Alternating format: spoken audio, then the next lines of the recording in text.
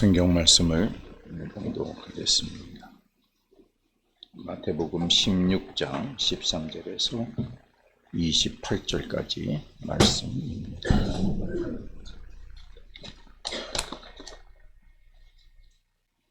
신약성경의 27쪽에 있는 말씀을 봉독하겠습니다.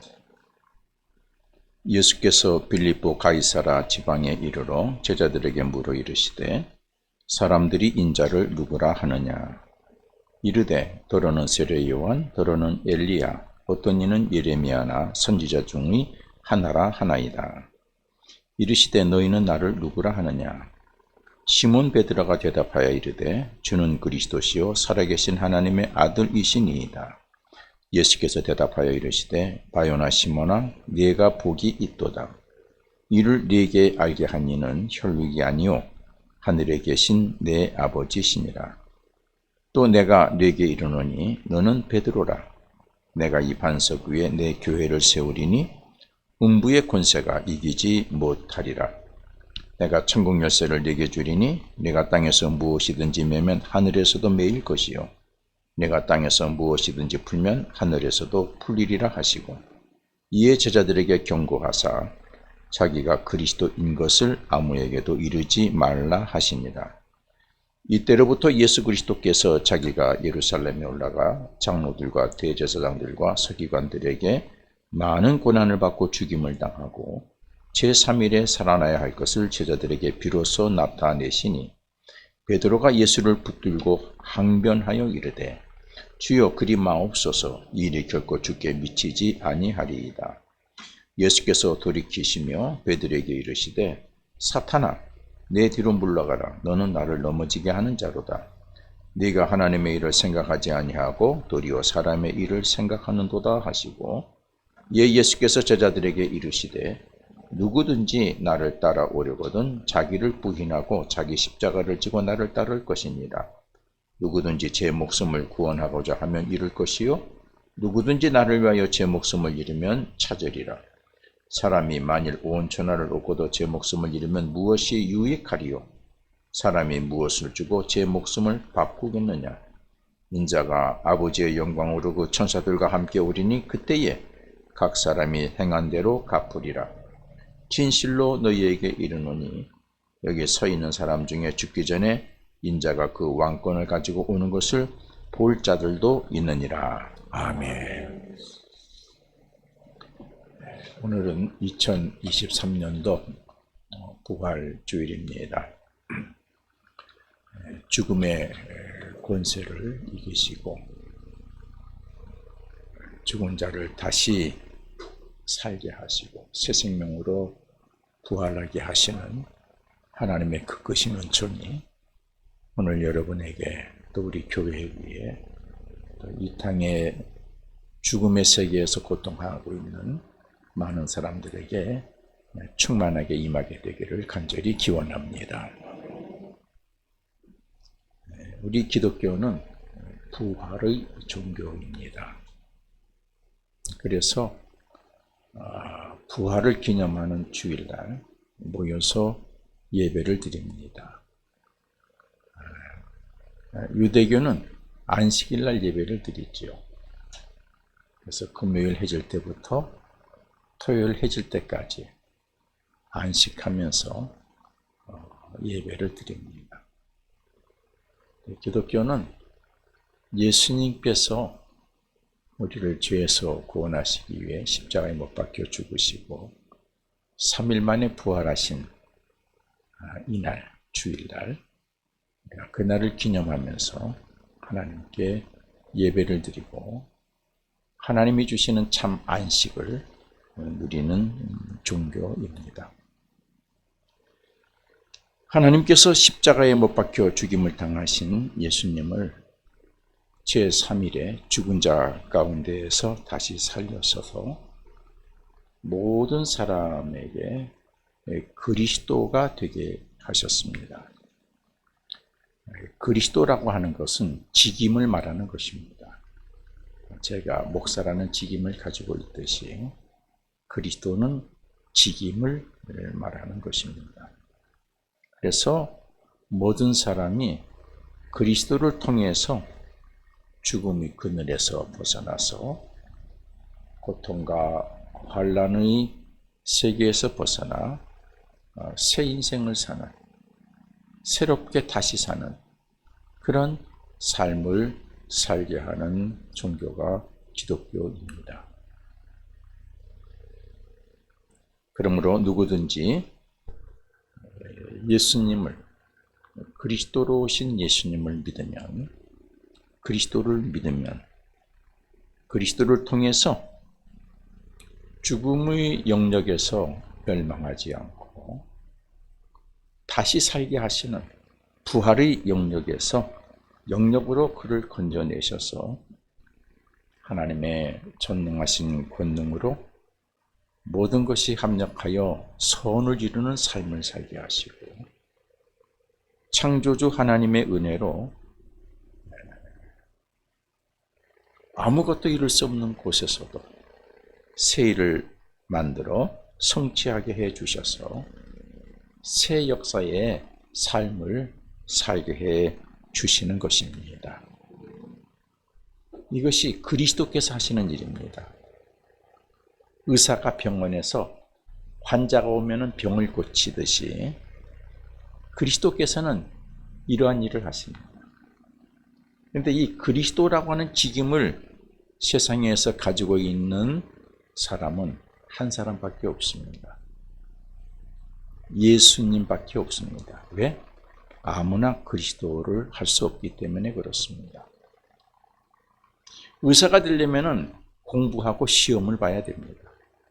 내가 좀 고칠 줄 안다고 시험 보지 않고 사람을 고치면 법의 제재를 받습니다. 그리스도가 되려면 몇 가지 조건이 있습니다. 그것은 죄가 없으셔야 됩니다. 죄가 없어야 죄의 문제를 해결할 수 있는 그런 존재가 되기 때문에 그렇습니다. 세상에서 죄 없으신 분은 오직 한 사람, 예수님밖에 없습니다. 모든 사람은 아담의 죄의 씨앗을 이어서 태어났지만 예수님은 성령으로 잉태되어 처녀의 몸에서 태어나셨기 때문에 죄가 없으신 분으로 이 세상에 태어나신 분이십니다. 그래서 그분이 그리스도가 되실 수 있습니다. 예수님, 하나님께서는 예수님을 그리스도가 되게 하기 위해서 이 세상에 성령으로 잉태하게 하시고 마리아의 처녀의 몸을 통해서 이 세상에 태어나게 하신 것입니다.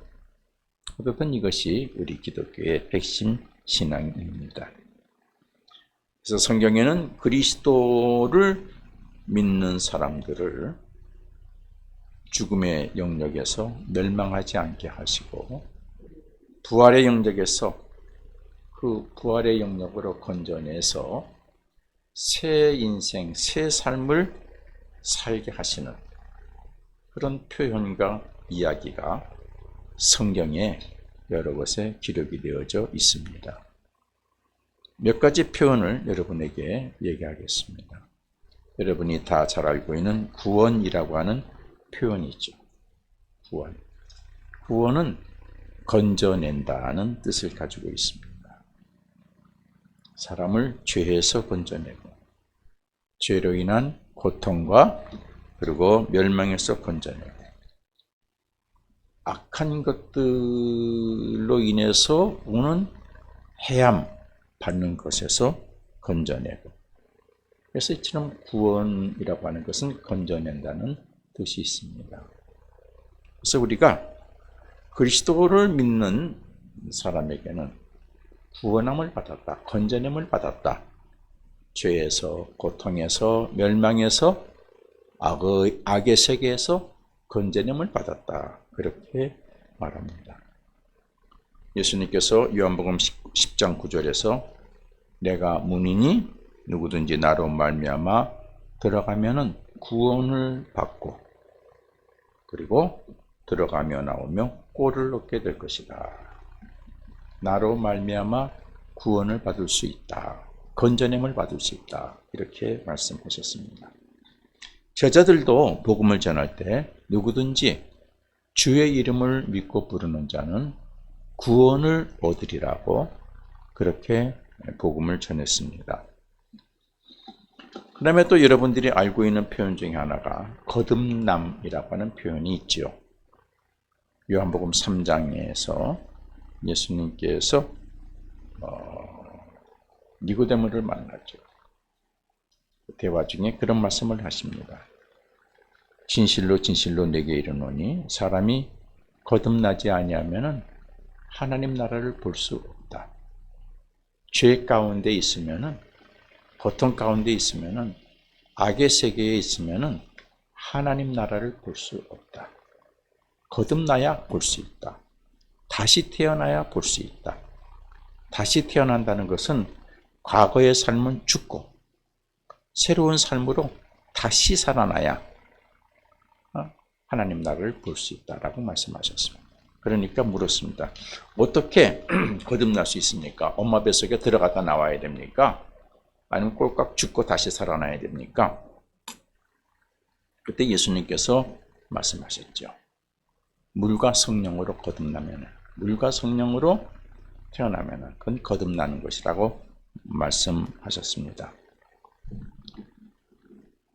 물과 성령으로 예수 그리스도를 통해서 새롭게 태어난다고 하는 뜻이죠. 거듭남이란 죄로 얼룩진 옛사람의 모습은 예수 그리스도의 십자가와 함께 죽고 죄 용서함을 받은 자로서 새 사람으로서 새 인생을 산다는 뜻이 되겠습니다. 이처럼 거듭남이란 표현은 죽음의 영역에서 다시 새롭게 사는 영역, 부활의 영역으로의 건짐을 받는 것을 의미합니다. 또 오늘 장로님께서 그런 표현도 단어를 쓰셨습니다만 소생한다, 소성함을 얻는다라는 표현이 있습니다. 시편 23편에서 다윗이 그렇게 고백했지요. 여호와는 나의 목자시니 내게 부족함이 없으리로다. 내 영혼을 소생시키시고, 하나님이 내 영혼을 소생시켜 주신다 그랬습니다. 또 요한계시록 22장 1절 2절에 보게 되면은 그런 얘기가 있습니다. 하나님과 어린 양 보좌로부터 흐르는 생명수가 강을 이루고 강 좌우에 생명나무가 자라고, 그리고 그 생명나무에서 자라는 잎사귀들은 만국을 소성하기 위하여 있더라 그랬습니다. 옛날 개역 성경입니다. 근데 지금 우리 개정 성경에는 만국을 치료하기 위하여 있더라 그랬습니다.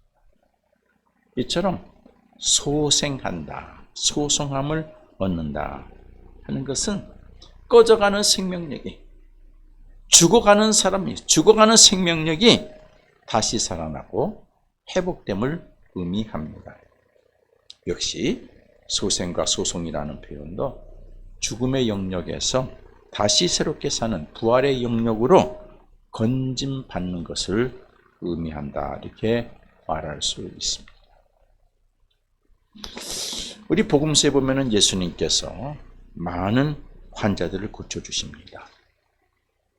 그리고 인생의 고민을 가지고 있는 사람들을 말씀으로 치유해 주십니다. 귀신 들린 자를 고쳐주십니다. 그런 얘기들이 많이 있습니다. 그때 예수님께서 뒤에 하시는 말씀이 있습니다. 병을 고쳐주시고 네가 구원함을 받았느니라, 그렇게 말씀하십니다. 병을 고쳐주시면 고쳐주셨는데 왜 네가 구원함을 받았느니라 그런 말씀을 하셨을까? 예수님께서 그렇게 말씀하시는 것은 네가 이제 죽음의 영역에서 사는 것이 아니라 병 고침을 받고 다시 새롭게 사는, 그저 병 고침을 받았다 신났다 그런 인생이 아니라 새롭게 인생을 사는, 거듭나는 삶을 사는, 부활의 영역에서 새 인생을 사는 삶을 살게 될 것이다. 그리스도를 통해서. 자, 그런 뜻이 있습니다. 그래서 예수님께서는 단순히 병 고쳐주시는 것이 목적이 아니라 그 인생이 죽음의 세계에서 생명의 세계로 옮겨지기를 원하시는 것입니다. 다시 살기를 원하시는 것입니다. 부활의 세계 안에 들어가기를 원하시는 것입니다. 우리 구약 성경에 보게 되면은 여러분 그 창세기에 있는 노아 방주 이야기, 또 출애굽기에 있는 이스라엘 민족이 애굽에서 탈출하는 이야기, 이 모든 것들도 죽음의 세계에서 다시 사는 세계, 죽음의 영역에서 부활의 영역으로 옮겨지는 사건이다. 이렇게 말할 수 있습니다. 그런 관점을 가지시고 사사기를 읽어보시면 그러한 얘기들이 계속해서 반복되어져 있습니다. 여기는 구약이니까 하나님께서 그들에게 은혜를 베푸셔서 그 죽음의 영역, 죽을 수밖에 없는 영역에서, 그 고통의 영역에서 그들을 다시 새 생명의 세계로 건져주시는 얘기가 있습니다. 그건 우리가 부활의 또 다른 의미로 얘기할 수 있겠습니다. 이처럼 우리 기독교는 부활의 종교입니다. 다시 살게 하는 종교입니다. 그러므로 누구든지 예수 그리스도를 믿으면 다시 살 수 있습니다. 과거가 어떤 삶이었든지 간에, 내가 어떤 질병을 가지고 있었든지 간에, 내가 어떤 그 삶의 영역에서 있었든지 간에 다시 살 수 있는 기회가 우리 예수 그리스도를 믿는 사람들에게 있는 것입니다. 다시 살게 하는 종교입니다. 여러분, 그리스도라고 하는 직임, 그것이 뭐냐? 그것은 바로 죽음의 영역에서 멸망할 수밖에 없는 사람들을 부활의 영역으로 건져내서 다시 사는 삶의 영역으로 건져내서 이 땅에서 새롭게 삶을 살면서 하나님의 뜻을 이루어가고 하나님의 나라를 이루어가게 하는 직임이 그리스도가 하는 직임입니다. 그리스도가 하는 직임이고, 그리스도를 따라서 하는 그리스도인이 하는 직임입니다. 그리스도라고 하는 것이 그런 뜻입니다. 구원해서, 건져내서 죽음의, 멸망의, 고통의, 환난의 생명 없는 그곳에서 건져내서 생명의 세계로, 다시 사는 세계로, 부활의 세계로 건져내는 직임이 그리스도라고 하는 직임입니다. 그리스도인은 그것을 하는 사람들입니다. 그리스도는 그것을 하는 직임입니다. 그리스도가 직임의 이름입니다. 오직 그리스도는 한 분, 예수님밖에 계시지 않습니다. 그리스도를 믿는 자는 그리스도인이 될 수 있는 것이죠. 그런데 이 그리스도라는 직임을 완수하기 위해서는 꼭 거쳐야 되는 과정이 있습니다. 우리가 목사가 되기 위해서는 신학교 가서 공부하고, 또 노예에 가서 목사 후보생 시험을 보고, 학교 가면은 지도를 받고, 그래서 공부가 다 맞춰지게 되면은 또 시험을 봅니다. 목사가 될 수 있는지 없는지, 실력을 갖춰줬는지 안 갖춰줬는지 시험을 봐서 합격하면은 이제 목사 될 수 있는 자격이 됐다. 그것까지만 부여합니다. 그리고 또 다른 이제 실제 훈련을 받습니다. 실제 훈련을 받고 그 훈련이 다 됐다 그러면은 그때 비로소 목사로서 안수를 받습니다. 이렇게 이 과정이 있습니다. 마찬가지로 그리스도라고 하는 직임을 받기 위해서는, 완수하기 위해서는 꼭 거쳐야 할 과정이 있습니다. 그것은 앞에서 말씀드렸듯이 죄가 없다고 하는 것은 기본 전제이고, 구체적으로 해야 할 과정 속에서 죽음의 영역에서 멸망할 수밖에 없는 사람들의 죄의 값과 죽음의 세계에서 수고하고 고난받는 것을 대신 담당하는 그런 과정이 있습니다. 내가 그냥 그리스도라 하고 죽음의 세계에 있는 사람, 그래? 고통받거나 말거나 제껴놓고 내 할 일을 하는 거 아니죠. 최근에 그런 일이 우리나라에서 생겼죠. 어느 직임을 가진 사람이, 변호사가 수임을 받았는데 그거를 내가 맡아주겠다고, 내가 대신 당신의 고통을 맡아주겠다 하고 돈을 받죠. 내가 당신의 원한을 최대한도로 억울함을 풀어주겠다. 그러고는 잊어버렸어요. 그래서 그 사람이 더 고통 속에 들어가든지 말든지 잊어버리고 있었어요. 그래서 전혀 도움을 못 받았어요. 그러면은 그는 변호사로서의 그 직임을 맡은 자격이 없는 것이죠. 변호사라고 말할 수 없어요. 근데 그리스도는 죄로 인해서 멸망할 수밖에 없는 사람들을 건져내기 위해서 죄의 값을 본인이 책임져야 돼요. 그 다음에 죽음의 세계에서, 이 악의 세계에서 수고하고 고난받는 것, 그것을 대신 담당하는 책임을 져야 돼요.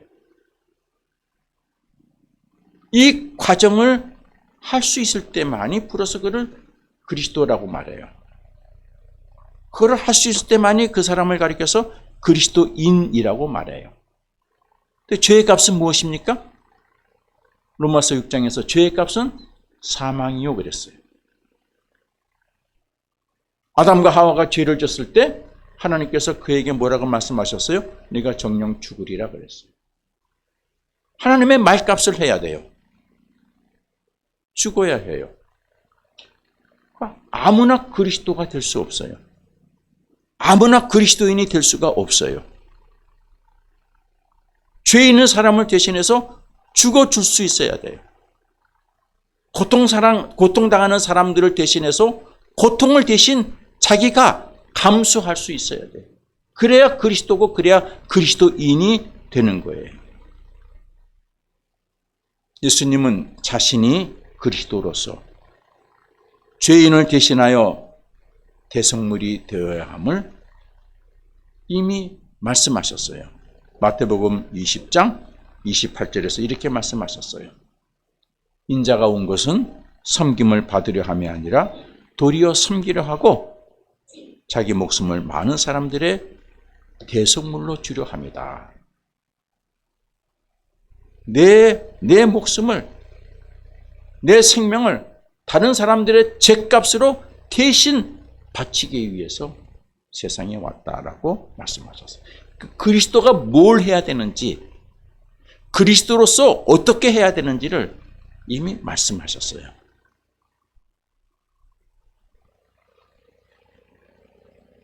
우리가 부활절 기쁘지만은 그냥 기뻐할 것은 아니에요. 여러분, 부활은 뭘 전제하고 있어요? 죽는 것을 전제하고 있어요. 그렇죠? 죽는 것을 전제하고 있어요. 죽음 없는 부활은 없어요. 죽음을 전제하고 있어요. 어떤 죽음이에요? 대신 대속물로 죽는 대신 죽음이에요.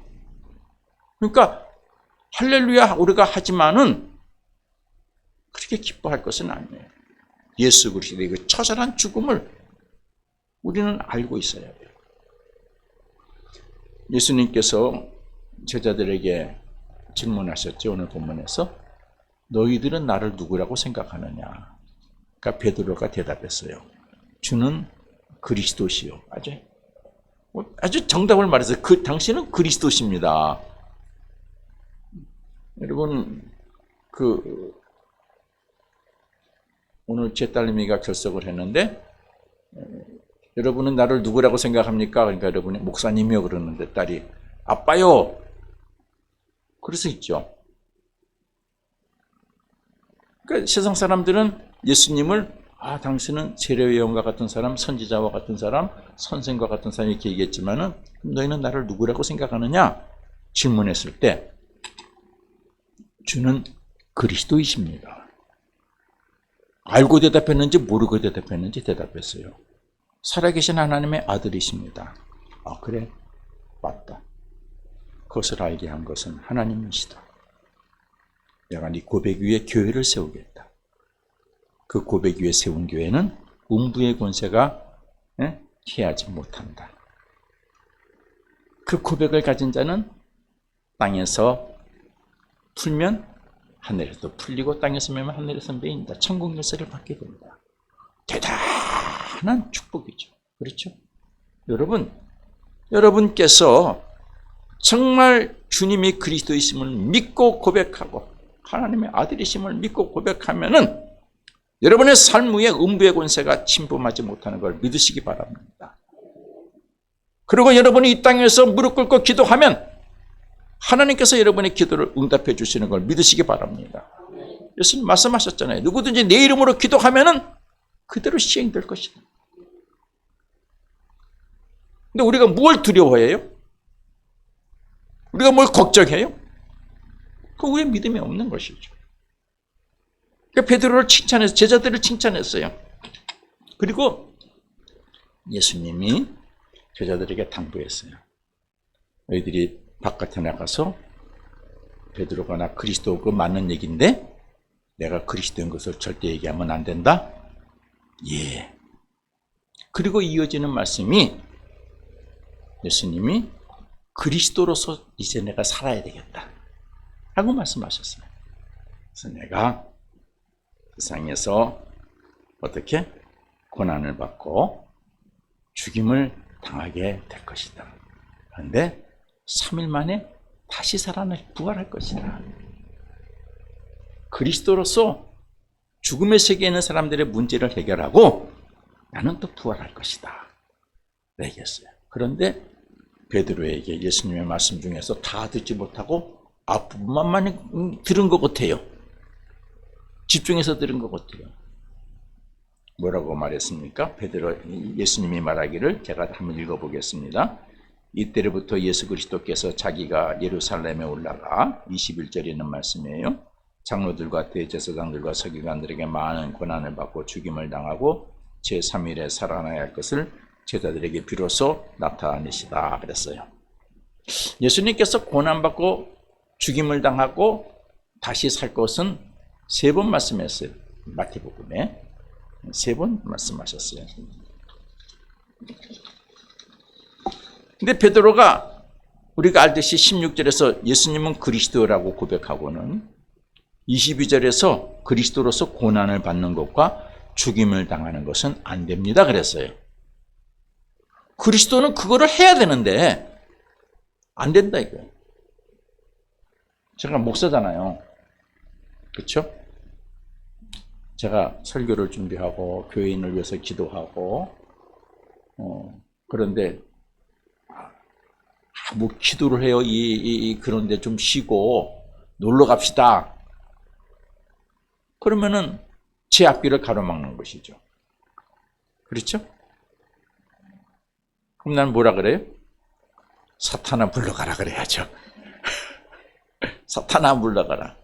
그런데 그렇게 말하면은 인간이 삐져가지고는 그다음부터는 관계가 끝나니까 그 말은 못하고 못하죠. 비겁한 거죠, 목사가. 예수님처럼 사탄아 물러가라 그래야 되는데. 예수님은 이러한 베드로의 태도를 그리스도의 직임을 가로막는 사탄이라고 책망하셨습니다. 23절이죠. 예수께서 돌이키시며 베드로에게 이르시되 사탄아 내게로 물러가라. 너는 나를 넘어지게 하는 자다. 내가 하나님의 일을 생각하지 아니하고 도리어 사람의 일을 생각하는도다 라고 책망하셨습니다. 예수님께서는 베드로의 행위를 그리스도가 해야 할 고유의 직임을 가로막는 사탄의 행위라고 말씀하셨어요. 그리고 제자들에게 말씀하시죠. 너희도 나를 따라 그리스도의 직임을 감당하려면은 너희도 대신 고난을 받는, 적어도 대신 고난을 받는 길을 갈아야 됩니다. 자기 십자가를 지고 나를 따라야 됩니다. 뭐 생명은 끊어지는 건 끊어지더라도 어떤 데는 자기의 감정과 자기의 욕심과 자기의 욕망을 죽일 때 죽일 줄 알아야 돼. 다른 사람의 고통을 대신 감당할 수 있어야 된다. 그래야 너희가 나를 따르는 그리스도인이 되고 제자가 될 수 있는 것이다. 이렇게 말씀하셨어요. 여러분, 누구든지 죽음의 영역에서 멸망하지 않고 부활의 영역으로 건져냄을 받아서 모든 것을 가능하게 하시는 전능하신 하나님의 권능과 새로운 일을 만들어 성취하시는 하나님의 창조의 은혜를 그 역사하심으로 다시 살 수 있는 새로운 삶을 살 수 있습니다. 그렇게 살기를 원한다면은 어떤 과정이 필요해요? 나에게는 누가 필요해요? 의사가 필요해요? 누가 필요해요? 그리스도가 오셔야 돼요. 그리스도께서 나에게 오셔서 나를 주장하셔서 그분이 나를 대신해서 내 죄의 모든 것들을 그분이 담당하시고 나의 고통의 모든 것들을 그분이 대신 지시고 친정 그리스도로서 나에게 임하셔야 돼요. 그러면 나는 새 삶을 살 수 있습니다. 고통에서 벗어날 수 있습니다. 멸망에서 벗어날 수 있습니다. 부활할 수 있습니다. 여러분, 부활의 개념이 꼬꼬닥 죽었다가 숨 안 쉬었다가 숨 쉬는 거 그것도 부활이지만 죽을 수밖에 없는 죽을 맛으로 사는 인생이 그 문제가 다 해결되고 살만 나는 인생으로 사는 거 그것도 부활입니다. 그렇죠? 그것도 부활이에요. 사도 요한은 이 과정을 한 문장으로 얘기했죠. 요한복음 3장 16절에서 하나님이 세상을 이처럼 사랑하사 독생자를 주셨으니 그리스도를 주셨으니 누군지 그리스도를 믿는 자는 멸망하지 않고 새 생을 살 수 있다. 영생을 살 수 있고 영생을 얻게 된다라고 말했어요. 예수님이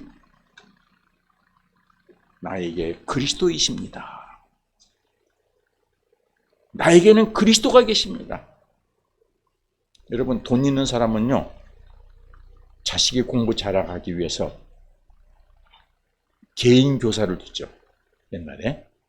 그래서 옛날에 저도 그런 아르바이트를 했습니다만은 개인 선생이 돼가지고 집에 가가지고 애들 가르쳐요. 그러니까 돈이 있는 집 애들은 개인 선생이 계세요. 개인 선생이 다 있어요. 과목마다. 그렇죠? 그래서 공부를 다른 학생들도 다 잘하게 되어 있어요. 돈 없는 아이들은 어떻게 없어요. 자기가 공부해야 돼요. 여러분, 우리에게는 누가 계세요? 그리스도가 있어요. 구원해 주시는 분이 계세요. 대신 책임져 주시는 분이 계세요. 누구예요? 예수님. 그분이 왜 부활하셨어요? 모든 죄인을 구원하기 위해서 그 죄를 대신 지고 그 모든 고난을 대신 지고 해결하기 위해서 일단 죽으신 거예요. 그리고 부활하신 거예요. 그러므로 누구든지 예수가 나의 그리스도이심을 믿는 자는 죄 문제 해결받고 인생 문제 해결받고 부활할 수 있는 그리스도의 부활과 함께 예수님의 다시 삶과 함께 내 인생이 다시 살 수 있게 됨을 믿으시기 바랍니다. 근데 여기 한 가지 중요한 것이 있어요. 그리스도께서는 과외 선생은 열심히 해서 가르쳐 주는데 학생은 가르칠 때 딴 생각하고 있으면 어떻게 돼요? 과외 선생이 있으나 마나죠. 그렇죠? 그리스도께서 여러분을 위해서 대신 죽어주시는데 여러분은 딴 생각하고 있으면 있으나 마나죠. 여러분도 어떻게 돼요? 같이 죽어야 돼요. 그렇죠? 여기서 죽는다는 것은 뭐예요? 과거에 죄된 것을 버려야 돼요. 버려야 돼요. 그렇죠? 버려야 돼요. 이렇게 죽는 거예요. 회개해야 돼요. 거듭나야 돼요. 물과 성령으로 거듭나야 돼요.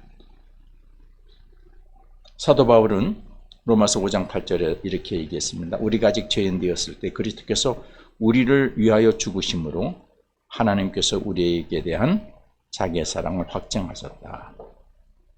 하나님은 이러한 사랑으로 오늘도 여러분을 사랑하고 계시는 걸 믿으시기 바랍니다. 여러분에게 하나님께서는 여러분을 사랑하셔서 그리스도를 보내주신 것을 믿으시기를 바랍니다. 그리스도를 보내주셨는데 그리스도를 통해서 여러분들이 다시 새 인생을 사는 그런 복을 누리시기를 바랍니다. 엄마는 자식을 위해서 열심히 과외 선생에게 돈 주는데 자식은 과외 선생하고 농담이나고 앉았고 가르칠 때 자기는 딴 생각하고 앉았고 아무 의미가 없지요. 이제 한 가지 말씀을 드리고 말씀을 마칩니다. 그리스도를 믿는 자를 향해서 그리스도인이라고 말합니다. 예수 믿는 사람 그러면 좀 편해요. 교회 다니는 사람 그러면 좀 편해요. 그런데 그리스도인이라 그러면은 그거는 대단히 무거운 얘기입니다. 왜요? 그리스도라고 하는 이름이 앞에 붙었기 때문에 그래요. 그리스도처럼 살아야 돼요. 그리스도로 산다는 것이 뭐예요? 죄에서 고통당하는 자를 위해서 그 죄를 내가 담당하고 애통해야 되고, 그렇죠? 땅의 것으로 고통당하는 그 형제를 위해서 그 고통을 내가 대신 지고 애통하고, 때로는 내가 수고해서 내 형제의 고통이 해결될 수 있다 하면은 내가 그를 위해서 내 것을 희생해야 되고, 이것이 그리스도인의 삶이에요. 그렇죠? 나로 인해서 내 형제가 고통에서 죽을 수밖에 없는 죽음의 맛을 가지고 사는 고통에서 건진받고 새 인생을 살 수 있게 된다 그러면은 그것을 내가 주님의 이름으로 해야 되는 것이 그리스도인의 삶이에요. 그것이 우리에게 주어진 과제인 줄로 믿습니다. 예수님께서 말씀하신 자기 십자가를 지고 나를 따라 하시는 말씀이죠. 우리가 부활주인, 그저 우리가 주님의 부활만 기뻐할 것이 아니라 어떻게 주님께서는 그리스도로서 오셔서 부활하셨는가의 내용을 살피시기를 바랍니다. 또 우리가 그리스도인이 되기 위해서 형제를 죽음의 영역으로 몰아넣는 그 고난을 대신 지는 자기 십자가를 져서 치는 결단을 하는 그러한 오늘이 되기를 바랍니다. 때로는 중보기도로 형제를 위해서, 또는 섬김으로, 나눔으로, 동역함으로 내가 감당할 십자가를 지는 것. 그래서 내 형제를 죽음의 영역에서 부활의 영역으로 옮기는 그러한 주님과 같은 역할을 하는 그런 여러분과 우리 교회가 되기를 바랍니다. 이런 다짐을 하면서 2023년도 부활절을 맞이하는 저와 여러분이 되기를 바랍니다. 기도하겠습니다. 하나님, 부활주일입니다. 누구든지 그리스도를 믿으면, 예수님이 나의 그리스도이심을 믿기만 하면은 내 삶에서 부활의 열매를 맺을 수 있습니다. 우리가 또 이 소식을 전파하고 또 내 형제에게 가서 그리스도인으로서 저들을 죽음의 영역에서 부활의 영역으로 옮기는 일도 우리가 해야 될 것입니다. 이 일을 잘할 수 있도록 우리 교회에 능력을 더해 주시고 믿음을 더해 주시고 우리 교우들에게 능력과 믿음을 더해 주시기를 기도합니다. 예수님의 이름으로 기도합니다. 아멘.